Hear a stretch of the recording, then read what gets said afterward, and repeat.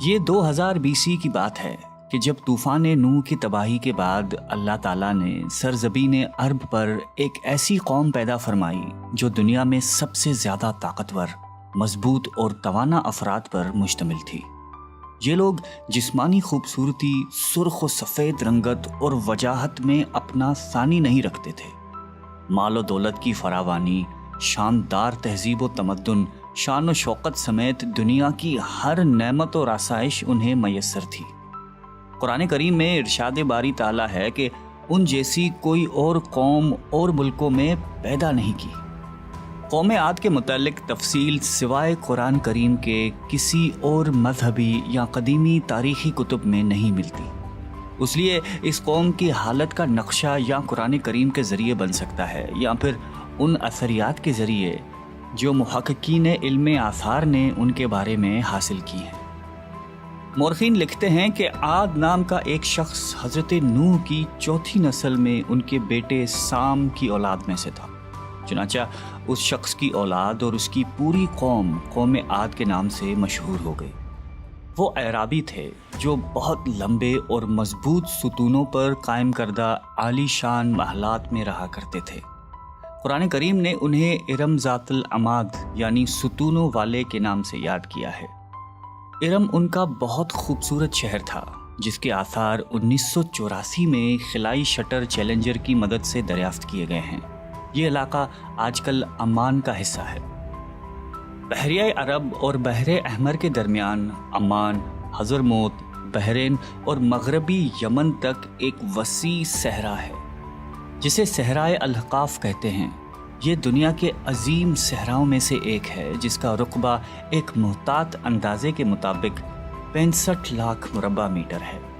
اس صحرا میں سفید اور باریک ریت کے ہزاروں فٹ اونچے پہاڑ نما ٹیلے ہیں جہاں کوئی بھی چیز پھینکی جائے تو منٹوں میں غائب ہو جاتی ہے۔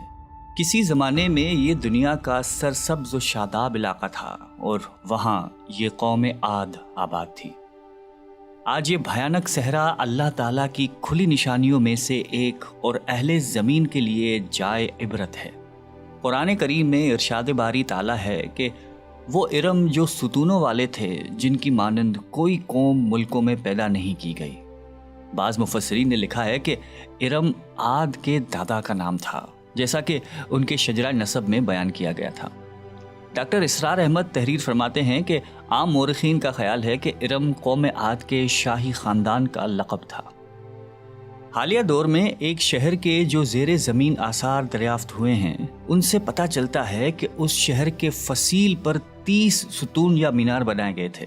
کہا جاتا ہے کہ یہ شہر شداد نے خصوصی اہتمام کے ساتھ بسایا تھا جو اس قوم کا بہت بڑا بادشاہ تھا۔ قد و قامت اور جسمانی قوت کے لحاظ سے دنیا میں اس کا کوئی ثانی پیدا نہیں ہوا۔ اس طرح اس قوم نے جس معیار اور جس انداز کی تعمیراتیں کی، ایسی تعمیرات اس سے پہلے دنیا میں کبھی کسی قوم نے نہیں کی۔ شاید اسی لیے یہ جگہ شداد کی جنت ارضی کے نام سے تاریخ میں مشہور ہے، تاکہ لوگ آخرت کی جنت کے بدلے اس نقد جنت کو اختیار کر لیں۔ مگر جب یہ عالی شان محلات تیار ہو گئے اور شداد نے اپنے روسائے مملکت کے ساتھ اس میں جانے کا ارادہ کیا تو ان پر اللہ تعالیٰ کا عذاب نازل ہوا اور وہ سب ہلاک ہو گئے اور وہ محلات بھی مسمار ہو گئے۔ اس اعتبار سے اس آیت میں قوم عاد پر آئی ایک خاص عذاب کا ذکر ہوا ہے جو شداد بن عاد اور اس کی بنائی ہوئی جنت پر نازل ہوا۔ ایک اور روایت کے مطابق عاد کے بیٹے شداد نے جب جنت کے نام اور خصوصیات سے متعلق سنا تو اس نے زمین پر ایسی ہی جنت بنانے کا ارادہ کیا اور عدن کے کسی صحرا میں تعمیرات کا کام شروع کر دیا، اور مسلسل 300 برس کی شب و روز کی محنت کے بعد دنیا میں ایک خوبصورت جنت بنا دی جس میں شاندار محلات بھی تھے اور نہریں اور آبشار بھی۔ شداد کی عمر 900 سال ہو چکی تھی۔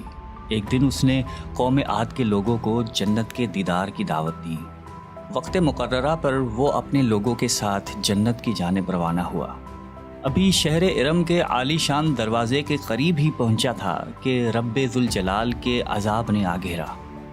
یوں شداد اپنی جنت کے ساتھ زمین میں ہی زندہ دفن ہو گیا۔ طوفان نوح کے بعد قوم عاد ہی وہ پہلی قوم تھی جو بتوں کے پجاری بنے۔ علامہ جلال الدین سیوطی اپنی تفسیر میں تحریر کرتے ہیں کہ قوم عاد نہایتی زور آور اور بہادر قوم تھی۔ وہ سب بت پرست تھے۔ مختلف کتب میں ان کے بتوں کے مختلف نام بیان کیے گئے ہیں۔ کچھ نے بتوں کے نام صدا، سمود اور ہرا بتائے ہیں۔ مورخین کی رائے کے مطابق ان کے معبود بھی قوم نوح کی طرح پتھر کے 5 بت یعنی ود، سوا، یغوث، یعوق اور نصر ہی تھے۔ کفر و شرک کے سمندر میں غرق قوم عاد کی بد اعمالیاں جب اپنی انتہا کو پہنچ گئیں تو اللہ تعالیٰ نے انہی کے قوم کے ایک نیک اور صالح بندے کو ان پر پیغمبر بنا کر مبعوث فرمایا۔ حضرت ہود قوم عاد کی سب سے معزز شاخ خلود کے ایک خوبصورت اور وجیح شخص تھے۔ حضرت ہود علیہ السلام نے ان سے کہا کہ بھائیو، ایک اللہ ہی کی عبادت کرو، اس کے سوا کوئی تمہارا معبود نہیں۔ قوم عاد کے سرداروں نے جواب دیا کہ تم ہمیں احمق نظر آتے ہو اور ہماری نظر میں تم جھوٹے ہو۔ حضرت ہود نے کہا کہ میں رب العالمین کا پیغمبر ہوں اور اللہ کا پیغام تم تک پہنچاتا ہوں۔ کہنے لگے تم ہمارے پاس اس لیے آئے ہو کہ ہم اپنے ان معبودوں کو چھوڑ دیں جنہیں ہمارے باپ دادا پوجتے تھے اور صرف ایک اللہ کی عبادت کریں؟ اگر تم سچے ہو تو جس عذاب سے ہمیں ڈراتے ہو وہ لے آؤ۔ حضرت ہود مسلسل 50 برس یا اس سے بھی زیادہ واعظ و نصیحت کرتے رہے۔ کبھی انہیں اللہ کی عطا کردہ نعمتیں یاد دلاتے تو کبھی عذاب الہی سے ڈراتے، کبھی طوفان نوح کی ہولناکیوں کا ذکر فرماتے، لیکن وہ غرور و تکبر میں اندھے اور بہرے بنے رہے۔ انہیں اپنی طاقت پر بڑا گھمنڈ تھا۔ ارشاد باری تعالیٰ ہے کہ قوم عاد ناحق ملک میں غرور کرنے لگی اور کہنے لگی کہ ہم سے بڑھ کر قوت میں کون ہے۔ قوم عاد کے 13 خاندان تھے۔ عمان سے لے کر یمن تک ایک طویل علاقے میں ان کی بستیاں تھیں۔ سرسبز و شاداب کھیت و کھلیان، پھلوں پھولوں سے لدے ہوئے باغات، میٹھے پانی کی بل کھاتی نہریں، خوبصورت آبشاریں اور تندرست و توانا قوی، مضبوط اور قداور جسامتیں، انہی سب نعمتوں نے انہیں شدید گھمنڈ میں مبتلا کر رکھا تھا۔ حضرت ہود علیہ السلام نے اپنی قوم کو راہ راست پر لانے کے لیے بڑی جدوجہد کی، لیکن قوم عاد آپ کو جادوگر اور سحر زدہ شخص خیال کرتے تھے کہ جنہیں ان کے پتھر کے باطل خداؤں نے دیوانہ بنا دیا تھا۔ بالآخر وہ لمحہ بھی آ گیا کہ جب حضرت ہود علیہ السلام نے بارگاہ الہی میں دعا فرمائی کہ اے میرے پروردگار، انہوں نے مجھے جھوٹا کہا ہے، اب تو میری مدد کر۔ فرمایا اے نبی، یہ تھوڑے ہی عرصے میں اپنے کیے پر پچھتانے لگیں گے۔ اللہ تعالیٰ نے اپنے نبی کی دعا قبول فرمائی اور قوم عاد پر عذاب کی ابتدا ہوئی۔ بادلوں کے فرشتے کو حکم ملا کہ اب بارش نہ برسائی جائے۔ چشموں کے فرشتوں کو حکم ملا کہ ان کے چشموں اور آبشاروں کو خشک کر دو۔ دیکھتے ہی دیکھتے شادابی ویرانی میں بدل گئی، مویشی مرنے لگے، پھل اناج ناپید ہو گیا۔ پوری قوم خشک سالی کا شکار ہو کر بدحال و پریشان ہو گئی۔ یہ سلسلہ مسلسل 3 سال چلتا رہا۔ نبی سے قوم کی یہ پریشانی دیکھی نہ جاتی تھی۔ مسلسل واعظ و نصیحت کرتے رہتے اور فرماتے کہ اے میری قوم، اپنے پروردگار سے بخشش مانگو، پھر اس کے آگے توبہ کرو، وہ تم پر آسمان سے مینا برسائے گا اور تمہاری طاقت اور قوت میں اضافہ فرمائے گا۔ کہنے لگے ہود، تم ہمارے پاس کوئی دلیل ظاہر نہیں لائے، ہم صرف تمہارے کہنے سے نہ تو اپنے معبودوں کو چھوڑنے والے ہیں اور نہ تم پر ایمان لانے والے ہیں۔ ہم تو یہ سمجھتے ہیں کہ ہمارے کسی معبود نے تمہیں آسیب زدہ کر کے دیوانہ کر دیا ہے۔ اس زمانے میں یہ دستور تھا کہ قوموں کو جب کوئی مشکل آ گھیرتی تو وہ بیت اللہ شریف جا کر اللہ کے آگے آوازاری کرتے اور ان کی مشکل رفع ہو جاتی۔ یعنی کافر قومیں بھی اس حقیقت کو تسلیم کرتی تھیں کہ اس ارض و سما کے مالک ایک لافانی قوت موجود ہے۔ چنانچہ قوم عاد کے 70 سرکردہ افراد مکہ مکرمہ پہنچے، جہاں معاویہ بن بکر کی حکومت تھی۔ معاویہ کی ماں کا تعلق قوم عاد سے تھا۔ معاویہ نے ان کی خوب آؤبھگت کی۔ وہ لوگ 1 ماہ تک وہاں رہے اور بارش کے لیے دعائیں مانگتے رہے۔ دعا کروانے والے سردار کا نام قیل بن عنبر تھا۔ اللہ تعالیٰ نے ان پر 3 رنگوں کے بادل بھیج دیے، سفید، سرخ اور سیاہ۔ پھر آسمان سے ندا آئی کہ ان میں سے ایک کو منتخب کر لو۔ قیل نے سیاہ بادل کو پسند کر لیا کیونکہ وہ خوب بارش برسانے والا تھا۔ پھر ندا آئی کہ تو نے ہلاکت اور تباہی کو پسند کر لیا ہے۔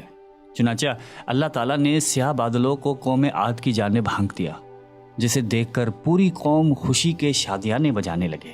ارشاد باری تعالیٰ ہے کہ جب انہوں نے اس عذاب کو دیکھا جو بادل کی صورت میں ان کے میدانوں کی طرف آ رہا تھا، تو کہنے لگے یہ تو بادل ہے جو ہم پر برس کر رہے گا۔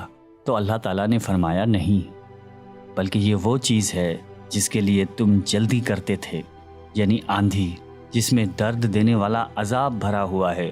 یہ ہر چیز کو اپنے پروردگار کے حکم سے تباہ کیے دیتی ہے۔ گناہگار لوگوں کو ہم اسی طرح سزا دیا کرتے ہیں۔ اللہ تعالیٰ نے یہ عذاب 7 رات اور 8 دنوں تک مسلسل جاری رکھا۔ اس آندھی نے کسی جاندار کو زندہ نہیں چھوڑا۔ غاروں، پہاڑوں، گھروں، محلات اور قلعوں کے اندر سب کو فنا کر ڈالا۔ حضرت ابن عمر رضی اللہ تعالیٰ عنہ سے مروی ہے کہ آپ علیہ السلام نے فرمایا کہ وہ آندھی جس کے ذریعے قوم عاد ہلاک ہو گئی تھی، اللہ تعالیٰ نے ان کے اوپر صرف انگوٹھی جتنی جگہ کی مثل ہوا کھولی تھی۔ اللہ تعالیٰ نے اس خوفناک آندھی سے حضرت ہود علیہ السلام اور ان کے ساتھیوں کو محفوظ رکھا۔ ایک مرتبہ حضرت عائشہ صدیقہ رضی اللہ تعالیٰ عنہا نے آپ علیہ السلام سے دریافت کیا کہ یا رسول اللہ، لوگ تو بادل دیکھ کر خوش ہوتے ہیں کہ اب بارش ہوگی، لیکن آپ کے چہرے مبارک پر تشویش کے آثار نظر آتے ہیں۔ آپ علیہ السلام نے فرمایا کہ عائشہ، اس بات کی کیا ضمانت ہے کہ اس بادل میں عذاب نہیں ہوگا، جبکہ قوم عاد ہوا کے عذاب سے ہلاک کر دی گئی تھی۔ اس قوم نے بھی بادل دیکھ کر کہا تھا کہ یہ بادل ہے جو ہم پر بارش برسائے گا۔ پروردگار عالم نے قرآن کریم میں قوموں کی تباہی کے جو واقعات فرمائے ہیں، ان کا اصل مقصد یہی ہے کہ امت مسلمہ ان سے سبق حاصل کرے۔ اللہ نے قوم عاد کو طاقت و قوت، مال و دولت، شان و شوکت سمیت دنیا کی ہر نعمت عطا فرمائی، لیکن جب اس نے نافرمانی کی اور اپنے نبی کی بات ماننے سے بار بار انکار کیا تو اللہ تعالیٰ نے اسے نیست و نابود کر دیا۔ ہم سب کو بھی انفرادی اور اجتماعی طور پر اپنے روزمرہ کے معاملات کا جائزہ لیتے رہنا چاہیے کہ کہیں ہم جان بوجھ کر یا انجانے میں اللہ اور اس کے نبی علیہ السلام کی نافرمانی کے مرتکب تو نہیں ہو رہے۔ آئیے ہم سب دعا کرتے ہیں کہ اللہ تعالی ہم سب کو قلب سلیم عطا فرمائے اور قرآن اور حدیث پہ چلنے کی توفیق عطا فرمائے۔ آمین۔